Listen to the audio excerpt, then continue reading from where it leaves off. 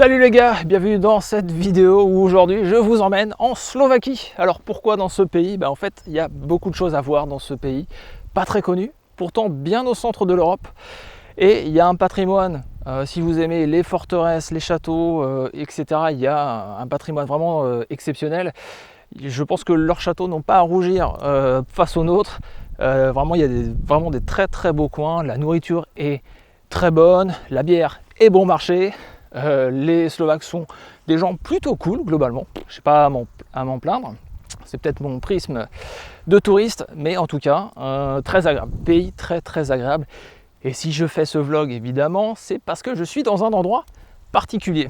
Je suis à peu près 10 km au nord de la frontière polonaise, il y a une centaine de kilomètres à l'est, c'est l'Ukraine. C'est un passage ici assez particulier, on est dans une région, une vieille région qu'on appelle la Ruthénie, et donc c'est une région qui était à cheval sur plusieurs pays de l'Europe, et en fait la Tchécoslovaquie a quand même, enfin la Tchécoslovaquie, vous voyez le lapsus que je viens de faire, la Slovaquie a une histoire assez intéressante, parce que c'est un pays qui quand même n'a que une trentaine d'années, même pas. C'est, je crois que c'est en 93 qu'il y a eu la création de la République slovaque.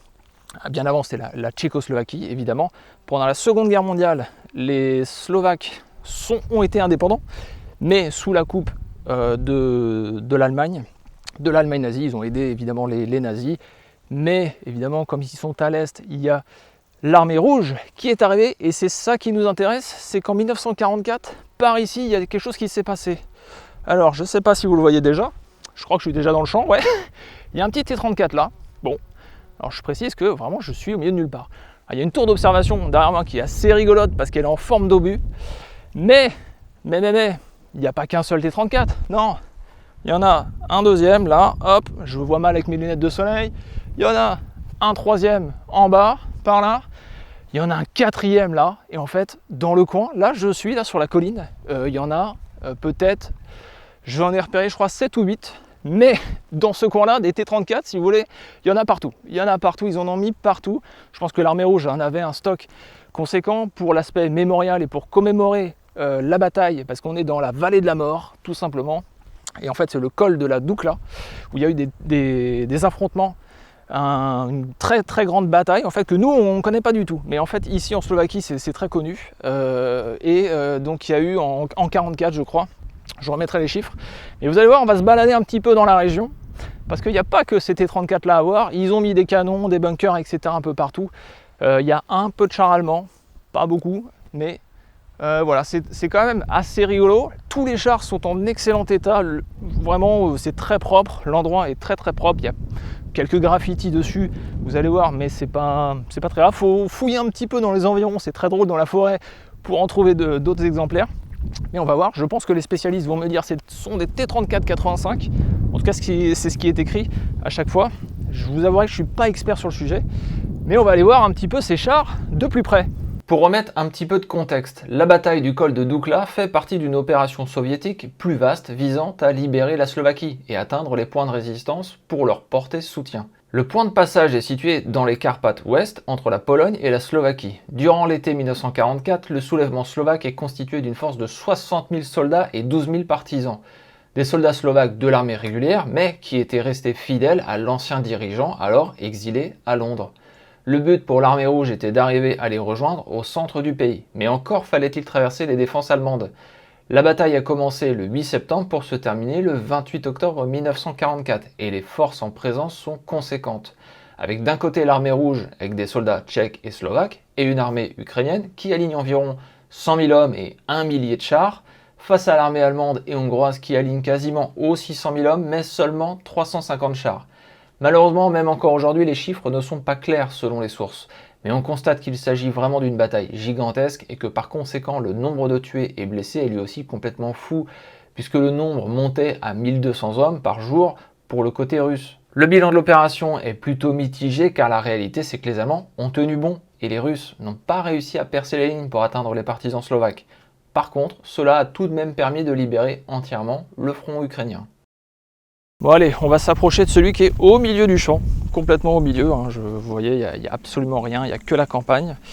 On voit, il y en a un autre qui est caché là, il il y en avait un autre, donc moi j'étais tout là-haut sur la colline, il y en a un autre ici. On voit à peine, je pense, celui qui est caché là-bas, et donc on va voir un peu l'état de celui-là, qui est très propre, hein. Il y a la petite étoile rouge. Alors évidemment, qui dit Slovaquie dit anciennement pays de l'URSS, mais je ne constate pas de dégradation particulière ou d'animosité par rapport au matériel russe.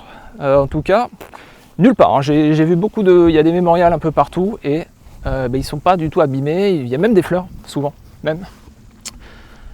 Je pense que si on avait chez nous comme ça des lieux avec des tanks au milieu de nulle part, ils seraient vite couverts de graffiti malheureusement et vite dégradés. Et là, c'est pas le cas. Et bien franchement, ça fait plaisir, je trouve. Donc voilà, un joli char russe perdu dans la campagne slovaque. C'est beau mais c'est loin. Mais c'est cool à voir. Ouais. Bon bah voilà, c'est pas cool ça, hein? On est dans un super beau pays et on est sur un T34. Il n'y a rien qui interdit de monter dessus, hein. Et comme j'aime bien ça, et ben voilà, on est au milieu de la campagne, il y a des chars partout, c'est quand même super cool, hein. Allez, on va aller explorer la suite. Alors à l'entrée de cette vallée de la mort, il y a un mémorial en fait qui est symbolisé par ce Panzer. Je pense que c'est un Panzer 4. Bon, les experts me diront dans les commentaires. Il y a encore un T34 et en fait c'est un mémorial qui a été quand même fait dans les années 50, hein. Parce que évidemment il y avait beaucoup d'épaves de chars partout dans les champs et ils avaient un peu le choix. Et ils ont choisi de symboliser évidemment le char russe qui carrément fonce sur le char allemand. Le char allemand en position un peu basse, en position de perdant, hein, évidemment. Et c'est pas mal du tout, mais malheureusement ce sera le seul char, je crois, le seul char allemand du coin, en tout cas qui est visible comme ça, parce que là le mémorial c'est pareil, il est au milieu des champs, il est tout à fait libre d'accès, mais ce sera le seul endroit où on verra, je pense, c'est pas le seul endroit où on verra du matériel allemand, mais ce sera le seul char, je crois, allemand du coin. Donc là je me suis arrêté au bord de route, il y a des bunkers qui sont dans la colline. Et en fait, il y a pas mal d'abris. Alors, des bunkers, c'est vite dit, hein, ce sont juste des petits abris en bois. Et en fait, c'est ici que se trouvait le quartier général de la brigade tchécoslovaque, visiblement. Donc voilà, ils étaient dans ces abris-là. Alors, tous les abris se ressemblent. Ils sont exactement identiques. À peu de choses près, il n'y a pas grand-chose en fait. J'ai du mal à me dire qu'il y avait vraiment quelqu'un qui devait vivre là-dedans, parce que c'est extrêmement petit. Et donc, il y en a un peu partout, hein, disséminés dans la forêt. Ils sont bien cachés maintenant avec les arbres. J'ai le sentiment aussi qu'ils ont été bien refaits, puisqu'on voit quand même, hein, du plastique, voilà, des bâches, une sorte de Delta MS là qui est mis là. Et voilà, bon, ils sont refaits. Certains, bon, ils ont pris cher avec l'humidité évidemment, mais honnêtement, il n'y a pas grand chose à voir, hein. Donc après avoir vu les bunkers de commandement, il y a les canons qui étaient commandés. Donc ils sont à peu près à 1 km à vol d'oiseau au sud.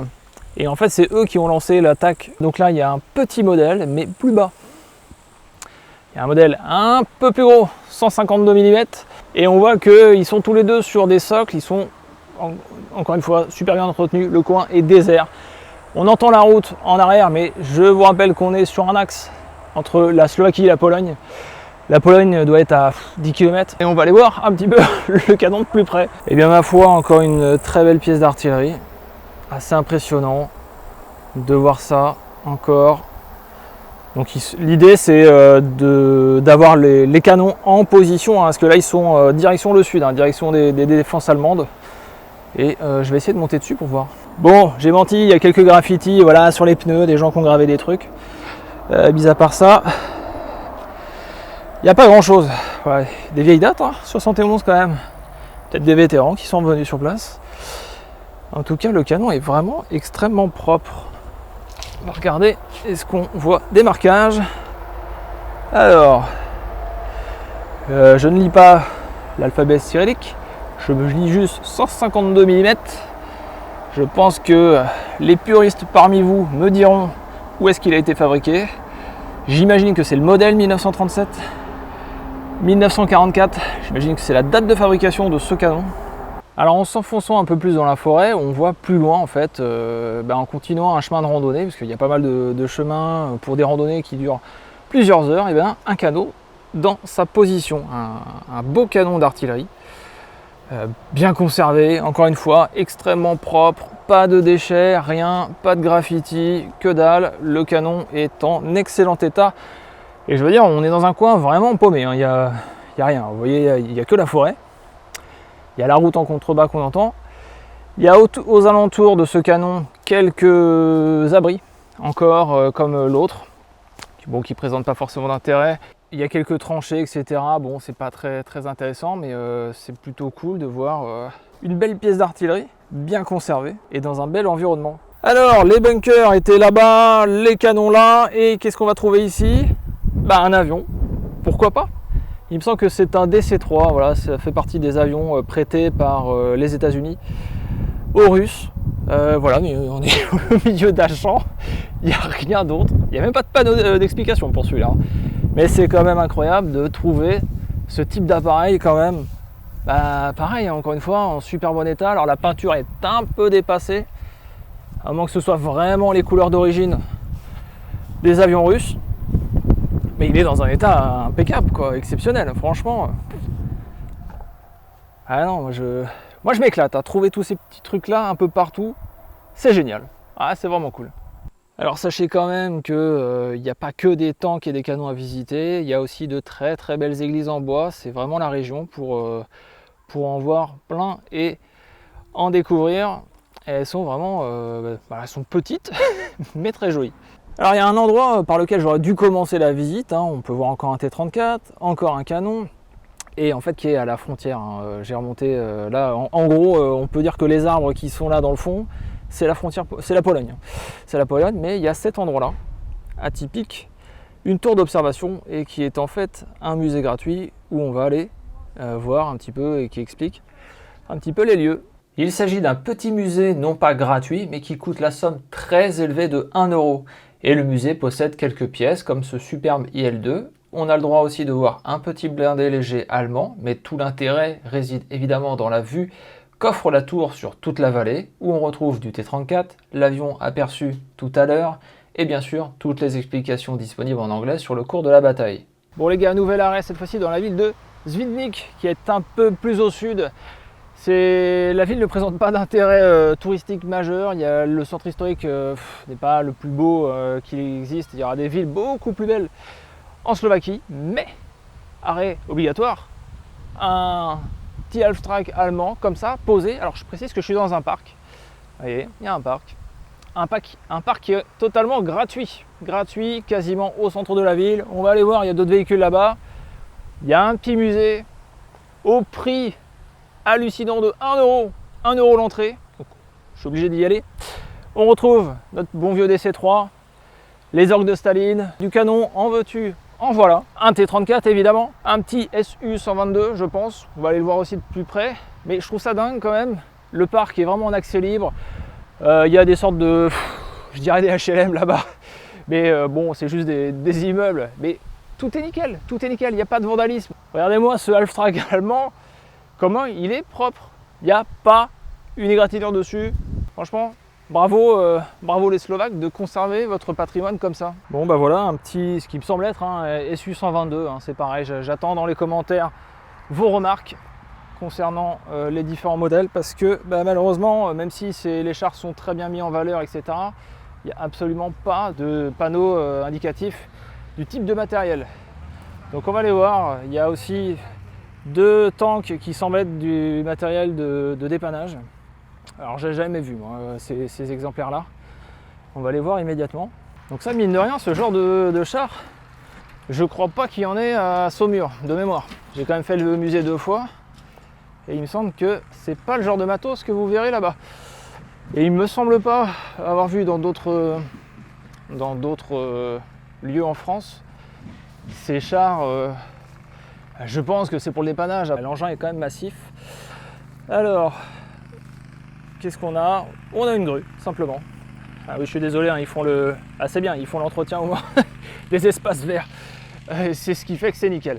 Donc ouais, je sais pas, c'est une base de T-34 ou j'imagine ça va être peut-être un châssis un peu plus lourd, je ne sais pas. En tout cas une configuration où personnellement j'avais jamais vu. Bon, il y en a un que j'ai envie d'aller voir quand même. Non, c'est pas le T-34, pas encore, c'est plutôt lui là, l'orgue de Staline. les fameux orgues de Staline. Alors malheureusement je ne vais pas vous montrer tous les côtés puisqu'il y a des enfants qui sont dedans et qui mangent du maïs. En tout cas on peut voir que lui par contre il a besoin d'une nouvelle peinture hein, quand même. C'est toujours sympa quand même de voir ça. Il y a toujours les roquettes qui sont à l'arrière en exposition évidemment. Voilà. Et je précise que le truc est en cours de rénovation puisqu'il y a des nouvelles dalles qui sont mises et en fait tout le truc était mis avant dans un autre endroit beaucoup plus au fond du parc. Alors là c'est un endroit du musée, en fait ils ont reconstitué un peu le champ de bataille que devait être la veille de la mort. Donc on a du matériel, un peu de matos, ici et là des obus, j'imagine une tranche allemande avec une MG42, un Panzerschreck, du casque, un petit peu tout ça. C'est assez sympa, tiens, un petit Panzerfaust dans le fond, la mitrailleuse tchèque, je ne sais plus, la VZ, je ne sais plus quoi, je mettrai à l'écran, un petit panorama, bien sympathique. Bon, évidemment, j'imagine qu'il manque un peu de moyens, il y a une peinture dans le fond hein, qui fait un petit peu, voilà, l'effet de, pour montrer un peu l'ampleur du champ de bataille. Donc ouais, comme je disais, je pense que ça manque un peu de moyens, mais 1 € l'entrée, bon. Je crois que ça va. Non, puis c'est sympa, le matos on le voit bien. Voilà, si je peux aller voir les marquages, je peux le faire. Et d'ailleurs, je vois qu'elle date de 1953, donc ça n'a rien à faire ici, mais bon, pourquoi pas. Donc c'était une VZ de 37, on a un assortiment de pistolets, alors du russe et de l'allemand mélangé. Alors, je peux pas voir les détails. On notera quand même que le musée a fait l'effort d'écrire en anglais. C'est pas dans tous les musées. MG34, MG42, bon, du classique de chez classique. Du pistolet mitrailleur, MP41, MAP 38 et une bonne vieille MP40. G43 évidemment, STG 44. Les pistolets mitrailleurs russes, que j'ai déjà présenté d'ailleurs sur la chaîne. PPS 43, PPSH 41 à gauche et au milieu, il me semble que c'est un PPD 40. Ouais, c'est ça. PPD 40, c'est pas souvent qu'on en voit dans les musées. Encore une nouvelle mitrailleuse là. Ce qui est un petit peu dommage, c'est qu'il y a des lignes sur le sol. On a envie d'aller. Moi j'ai envie d'aller me mettre derrière et de m'asseoir, mais non, malheureusement on ne peut pas. Ce qui est bien dommage. Il y a beaucoup de panneaux explicatifs, encore une fois, ils sont tous en anglais. Ce qui est pas mal, je suis désolé, je passe très rapidement. Donc c'est très intéressant. Pour 1 €, franchement, ouais, non, franchement ça vaut carrément le coup. Alors un petit truc quand même, ça fait plusieurs fois que je vois ça dans les musées, c'est une affiche de l'armée en fait, hein. En gros c'est, je sais plus comment devenir professionnel, s'inscrire, vérifier les antécédents, la formation militaire, et puis voilà, qu'est-ce qu'il a comme arme, bah, ça ressemble à un VZ58 hein, d'ailleurs. Donc visiblement l'armée slovaque est équipée de VZ58, mais c'est très drôle de voir quand même dans un musée militaire qui... Quelque part, c'est pas là pour faire la promotion de la guerre. Enfin, je suis pas sûr que les militaires qui s'engagent sont là pour faire non plus la promotion de la guerre. Mais c'est, je crois, la première fois que je vois ça, d'avoir, on est là dans un lieu de mémoire et il y a une affiche de recrutement. Bon, pourquoi pas. Alors là les amis, je suis dans un mémorial digne de l'URSS. Alors oui, j'ai mis une casquette parce qu'il fait 35 degrés et je suis en train de cramé. Mémorial pour les soldats russes qui sont tombés, puisqu'on est toujours dans la vallée de la mort et on a évidemment un soldat, fier soldat russe, et la taille est imposante, armé bien évidemment du PPSH 41 avec son chargeur tambour. Il n'y a pas plus iconique, on le retrouve partout sur toutes les statues en fait, hein, les statues là, hein, qui a la même devant moi, il y a des bas-reliefs en bas, c'est exactement pareil, ils sont tous là, c'est assez impressionnant. Voilà une belle statue et comme je le disais, c'est toujours fleuri, alors je ne sais pas si c'est lié à une date ou quoi, avec l'étoile soviétique tout en haut, on a évidemment la faucille et le marteau ici, le soldat tient un PPSH 41, son casque, et j'avais pas vu, il a un étui pour son Tokarev TT33, probablement, j'imagine. En tout cas, c'est intéressant. Donc, et en bas, comme je disais, des bas-reliefs, évidemment, gloire à l'Union soviétique. Ça semble vraiment sortir d'un autre temps. On reconnaît hein, tout de suite le style russe. Hein. Donc vous voyez bien, ils sont tous armés d'un PPSH-41. Tellement l'arme elle a été diffusée. Aucune armée dans la Seconde Guerre mondiale n'a autant utilisé de pistolets mitrailleurs. Je l'ai dit dans ma vidéo sur le PPSH et le PPS-43. Ici on a un peu plus la population, évidemment la population libérée de la Slovaquie. Et de l'autre côté, on voit bien ici d'ailleurs la faucille et le marteau. Et de l'autre côté c'est pareil. Ah, on dirait qu'il y a un pilote avec son casque qui est remercié par les populations locales. Et encore et toujours du PPSH 41. Voilà, des lieux typiques qu'on verra pas par chez nous. En tout cas, je trouve que le lieu est quand même, vous voyez, on a une très belle montagne slovaque en face. C'est très vert, on a une très belle allée. Le lieu est très classe. Hein. Je plaisante à moitié, mais non, c'est très très beau, très propre. Bon, très propre. Oui, il y a un peu de verdure, voilà. Ça me fait penser au... Je ne sais pas si vous êtes allé au mémorial du Hartmann-Wielerkopf, en Alsace évidemment. Dans les Vosges, eh bien, ça me fait penser un peu à ça, au niveau de taille, etc. Ben là, au moins, il y a de quoi commémorer. Un très beau lieu de mémoire. Bon les amis, je pensais que l'étape précédente serait la dernière, mais en fait, je suis dans un nouvel endroit où il y a vraiment pas mal de choses. Encore une fois, c'est un parc entièrement gratuit. Il y a un musée, mais justement, on va aller voir le musée. Parce que c'est le musée sur le soulèvement national slovaque. Alors ce qu'il faut bien comprendre, c'est que la Slovaquie, durant la Seconde Guerre mondiale, c'est pas... ils sont tous... comment dire, c'est un peu comme la France, quoi, on va dire. C'est pas tous des collabos, tous des résistants. Non, il y a un mix en fait de tout ça. Effectivement, la Slovaquie, durant la Seconde Guerre mondiale, était sous la domination de l'Allemagne nazie. Mais il y a surtout beaucoup de personnes qui ont résisté. Et surtout en 1944, il y a eu un soulèvement énorme qui est arrivé au milieu du pays. Donc là, on est au musée national, qui ont aidé beaucoup en fait, l'avancée de l'armée rouge en 1944 et 1945. Et encore une fois, alors oui, je suis en train de parler tout seul dans un parc. C'est pas évident à faire comme exercice. Et on a un petit peu de matériel intéressant. Voilà, on a un petit, je pense, un Mark IV.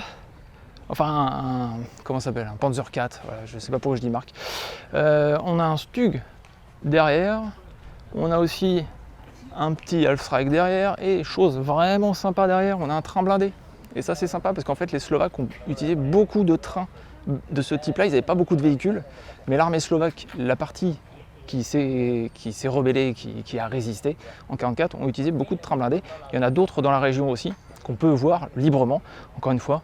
Tout le matériel est accessible librement. Hop, il y a beaucoup d'artillerie et bah, tout est globalement assez propre. Alors on est sous les arbres, donc il y a un peu de la peinture des véhicules est un petit peu abîmée, mais franchement tout est plutôt propre, nickel. Il n'y a pas de graffiti, vous voyez. Les véhicules allemands, il n'y a rien, pas de problème. Les véhicules russes, c'est pareil, il n'y a pas de problème. En fait, j'ai pu discuter avec un Slovaque entre-temps, et qui m'a dit qu'effectivement les gens étaient très respectueux de ce type de matériel. Voilà, on va aller voir un petit peu le train blindé quand même, parce que ça m'intéresse, j'en ai jamais vu. Mais voilà, les gens sont très respectueux, et contrairement à la France, où malheureusement ce type de matériel devient vite une poubelle, où tous les gens, comme les blocos, hein, vous le voyez, moi je vis en Bretagne et je vois bien, les blocos généralement servent de poubelle. Je ne sais pas pourquoi les gens jettent tout leur détritus dedans, c'est vraiment triste. Et vous avez vu que dans la vallée de la mort, au col de la Doukla, je n'ai pas vu dans les chars, dans les T-34, il n'y avait rien, absolument rien, et la nature était propre. Et là c'est pareil, et pourtant on est en centre-ville. Je ne l'ai pas précisé, je suis dans la ville de Banska Bystrica. Je dois mal le prononcer. Très belle ville, très joli centre historique, mais vous voyez, un beau petit parc, libre d'accès, c'est gratuit, et il y a des trucs vraiment sympas quand même. Hein. Allez, on va aller regarder ça. Alors le train, on a 2 wagons de marchandises et un gros wagon avec un canon. Il n'y a pas beaucoup d'informations, il y a quelques infos là-bas qui nous dit qu'il pouvait aller jusqu'à 30 km/h, c'est plutôt cool, mais j'ai pas le calibre du canon. Il y a une échelle là, on pourrait grimper, bon. Mais les gens respectent, encore une fois, je pense que je vais me répéter beaucoup sur cet aspect-là, mais il est interdit de de monter, donc les gens ne le font pas, tout simplement. C'est plutôt sympa quand même, hein. Alors oui, on voit un petit peu la ville derrière, vous voyez quand même c'est très très proche des habitations. Moi j'aimerais bien habiter là pour avoir une vue quand même sur un train blindé. Je sais pas ce que vous en pensez, dites-le moi. Voilà, on imagine ici des petites mitrailleuses pour se positionner. J'aime beaucoup le camouflage, très sympa. Il est encore en bon état, s'il est d'origine. Et voilà, hein, comme type de matériel. Moi franchement, je sais même pas si en France on a ce type de choses, hein, du train blindé. Dites-le moi pareil dans les commentaires. Je serais très intéressé de savoir où est-ce qu'on peut en voir. Et cette fois-ci, il y a encore un avion, un DC-3, encore aux couleurs de la Russie. Et cette fois-ci, on peut aller dedans. Donc ce que je vous propose, c'est d'aller faire un petit tour. Alors ça me fait penser au MM Park où en fait ils vont faire pareil. Il y a un DC-3 qui est en cours de restauration, qui est peut-être déjà terminé, et dans lequel on va pouvoir rentrer. Et ça, c'est quand même plutôt cool à faire. Voilà, il y a une petite exposition à l'intérieur. On voit la qualité des sièges. C'est vraiment folklore. On peut aller voir, on peut pas rentrer, mais on peut voir le cockpit. Alors malheureusement, c'est un peu flou, je suis désolé, il y a une vitre qui a été en plus cassée. C'est quand même assez sympa de pouvoir voir ça.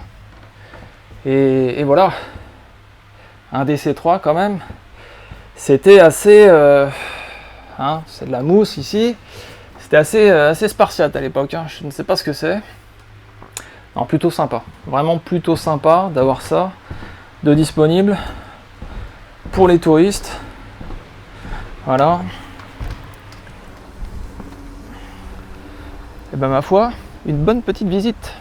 Je vais passer rapidement sur le musée qui fait office aussi de mémorial avec cette flamme qui brûle toujours. Mais le musée a une première partie sur l'aspect histoire du soulèvement slovaque qui reprennent donc des points clés, mais il y a aussi des choses surprenantes avec des vidéos qui expliquent le fonctionnement d'une ZB-26. Et pour la partie matériel, uniforme, casque, baïonnette et armes, eh bien il est très très bien fourni. J'ai trouvé que les armes en vitrine étaient parfaitement mises en valeur et ça fait plaisir à voir. En gros, on a tout l'armement allemand, tout l'armement russe et tout l'armement qui a pu servir aux partisans slovaques. Donc ça brasse de manière assez large. Il y a même un petit peu d'équipement américain fourni en aide. Bref, perso, j'ai trouvé ce musée très très bon et il vaut largement la visite. Bon les amis, nouvel arrêt et ce sera le dernier avec un magnifique train blindé. Voilà, en plein centre-ville de... Alors je vais sûrement mal le prononcer, Zvolen. On a le château tout en haut sur la colline et en bas on a un magnifique mémorial en fait qui commémore encore une fois la résistance des Slovaques face aux troupes d'occupation allemandes. Et on a donc un magnifique train blindé. Voilà, il y a plusieurs canons, il y en a deux là au milieu. C'est la locomotive qui est au milieu, qui est blindée avec moi je trouve un beau camouflage, certes un peu dépassé mais quand même. Et il y a un canon aussi à l'avant. On voit qu'il y a des entrées pour les mitrailleuses ici. Bon bah écoutez, moi je crois qu'il est temps de conclure cette vidéo. Je sais pas combien de temps elle va durer, mais c'est pas grave. En tout cas, la Slovaquie, je valide à 200%. Très très beau pays. Il n'y a pas que du matériel militaire évidemment. Il y en a beaucoup et ça c'est très sympa, très agréable. Les lieux sont globalement plutôt bien respectés. C'est agréable, voilà, quelque chose d'assez atypique quand même. Moi je n'avais jamais vu de train comme ça. C'est assez impressionnant. Sachez qu'évidemment, je le répète, la Slovaquie c'est pas que du matériel, des tanks, etc. Il y a énormément de choses à voir, énormément de châteaux. Sachez que la Slovaquie c'est, je crois, 80% du territoire c'est de la forêt. Donc vous avez de la montagne, vous avez plein d'activités qui sont liées l'été comme l'hiver. D'ailleurs, si vous voulez venir skier en Slovaquie, c'est tout à fait possible. Bref, c'est un pays qui offre pas mal de choses. C'est plutôt attractif pour les touristes et pourtant, il n'y en a pas beaucoup. Et ça, c'est très agréable. J'ai croisé très peu de Français. Ça fait du bien. Une petite coupure comme ça. Et non, vraiment très sympa, très beau pays. On y mange bien. On y boit bien et puis voilà, il y a des trucs assez sympathiques à voir. Voilà, il y en aura pour tous les goûts, vous voyez, de la Seconde Guerre mondiale, et il suffit que je fasse un petit tour et hop, un château du Moyen-Âge. Là c'est les anciens remparts. Il y en a pour tous les goûts pour partir en famille. Sur ce, je vous laisse, j'espère que ça vous a plu et puis do widzenia.